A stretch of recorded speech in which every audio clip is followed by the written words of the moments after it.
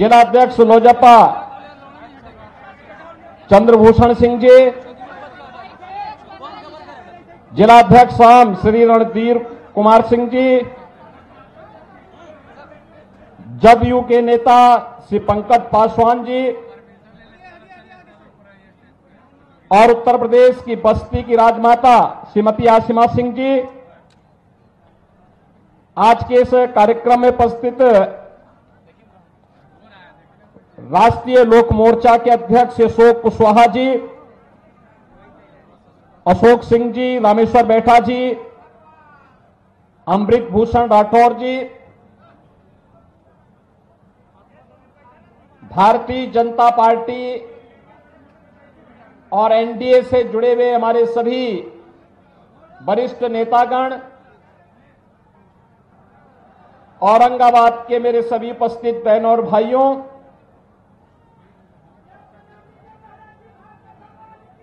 बिहार के चित्तौड़गढ़ के रूप में जाने जाने वाला हमारा औरंगाबाद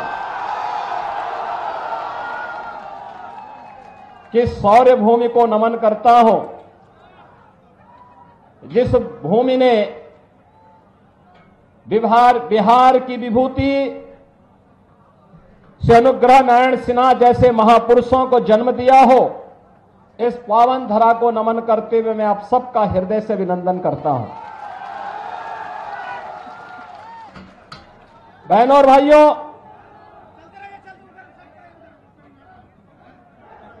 पांच 500 वर्षों का इंतजार समाप्त करके आज अयोध्या धाम में आप सबने प्रभु श्री राम लला को विराजमान होते हुए देखा है।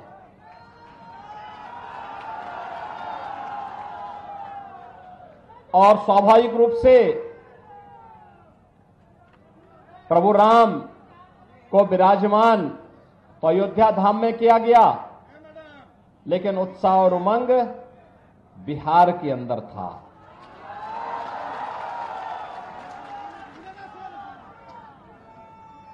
आप बिहार वासियों ने जो उपहार रामलला के 500 वर्षों के बाद विराजमान होने के उपरांत भेजे थे, इसके लिए पूरे बिहार वासियों का मैं हृदय से आभार व्यक्त करता हूं और अभिनंदन करता हूं।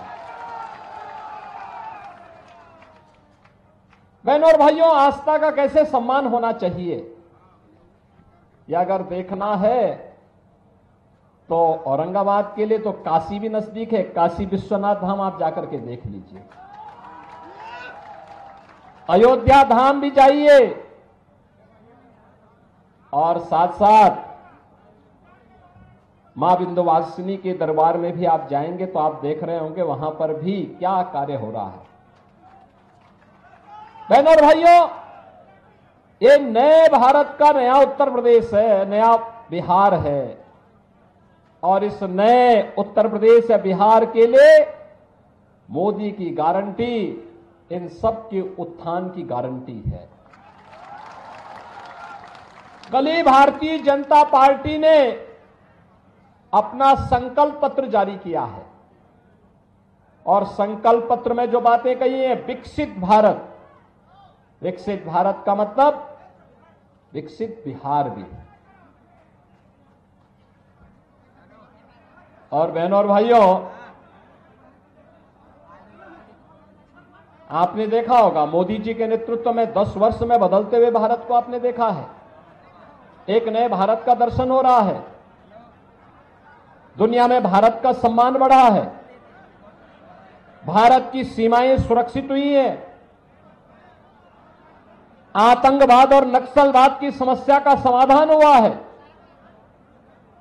जम्मू कश्मीर के अंदर जहां धारा 370 लगा करके कांग्रेस ने भारत के शेष भारत के नागरिकों का कश्मीर जाने को प्रतिबंधित कर दिया था, जिसके लिए डॉक्टर श्यामा प्रसाद मुखर्जी को अपना बलिदान देना पड़ा था। और उस समय उन्होंने 1952 में नारा दिया था, एक देश में 2 प्रधान, 2 विधान, 2 निशान नहीं चलेंगे, नहीं चलेंगे। और भारतीय जनसंघ हो या भारतीय जनता पार्टी, वो हमेशा एक नारा लगाती थी, जहां हुए बलिदान मुखर्जी वह कश्मीर हमारा है। लेकिन बहनों और भाइयों, उस सपने को भी साकार किया है प्रधानमंत्री मोदी जी ने। आज कश्मीर में आतंकवाद की जड़ धारा 370 समाप्त करके कश्मीर को भारत की मुख्य धारा के साथ जोड़ा गया। देश के अंदर नक्सलवाद की समस्या का काफी हद तक समाधान हो चुका है। जो कुछ बचे खुचे होंगे ना, अगले 5 वर्ष के अंदर उनका भी स्वाहा होगा। बहनों और भाइयों, देश के अंदर इंफ्रास्ट्रक्चर कैसे होना चाहिए, 4 लेन और 6 लेन के highway, railway, IIT, IIM, AIIMS, 1 district 1 medical college, world class universities और हर घर नल की योजना। कोई सोचता था हर घर में पानी पहुंच पाएगा, लेकिन बहनों और भाइयों, वह साकार हो रहा है। और गरीब कल्याणकारी योजनाओं की तो कोई सानी ही नहीं।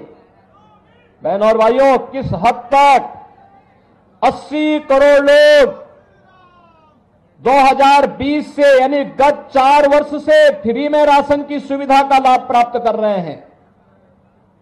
60 करोड़ लोगों को 5 लाख रुपए की आयुष्मान भारत की सुविधा मिल रही है। 50 करोड़ लोगों के जनधन के अकाउंट खोल दिए, जिससे दिल्ली से कोई पैसा अगर सरकार भेजती है, पैसा सीधे आपके अकाउंट में जाए, बीच में कोई दलाल उस पर डकैती न डालने पाए। 12 करोड़ अन्नदाता किसानों को प्रधानमंत्री किसान सम्मान निधि का लाभ।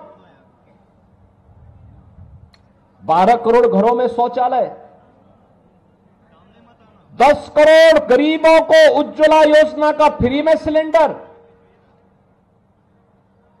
और 4 करोड़ लोगों को सिर ढकने के लिए एक पक्का मकान प्रधानमंत्री आवास योजना में। बहनों और भाइयों, हम लालू जी से कहेंगे कि आप संख्या बढ़ाइए, यहां मकान तो फ्री में मोदी जी दे ही रहे हैं।